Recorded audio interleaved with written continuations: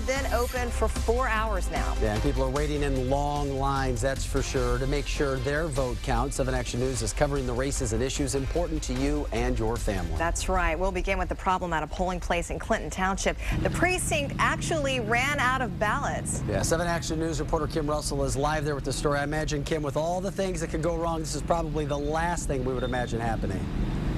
It is. Frustrated voters, they wanted answers as to how they could run out of ballots here at the 28th precinct in Clinton Township. So I contacted the Clinton Township clerk. He's the one in charge of the elections here. I asked him how this could happen. Voters were saying that they got here before the polls opened. They watched about 50 people vote in one of the districts here and were told that there were no more ballots. This was around 7:45 in the morning. The clerk says 3 things led to this. 1, big turnout. 2, a new state law requiring even-year school board elections that split up the precinct. And 3, redistricting.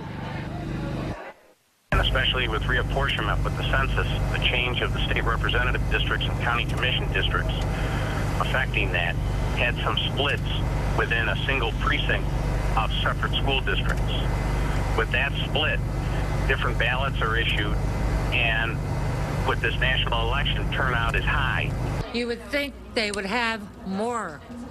How the heck can you run out of ballots here? It's ridiculous. They did help us out, got cheers and everything.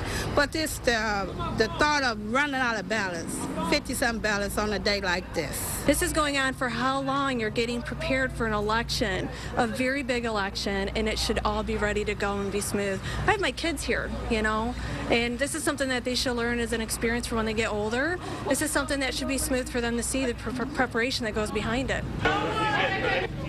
Because of this issue, it took some voters as long as 2 hours to cast their ballot. They were very frustrated. They say there is really no excuse. As for how busy they are here, I spoke to workers at the 28th precinct, and they say there have been about 300 people who have voted so far at this precinct, and they say at that rate, this election could be a busier one than the one we had 4 years ago. It remains to be seen. Reporting live in Clinton Township, I'm Kim Russell. Back to you. All right, thank you, Kim. A lot to watch there at the polls that have been open 5 hours now. They'll be open until 8 o'clock tonight.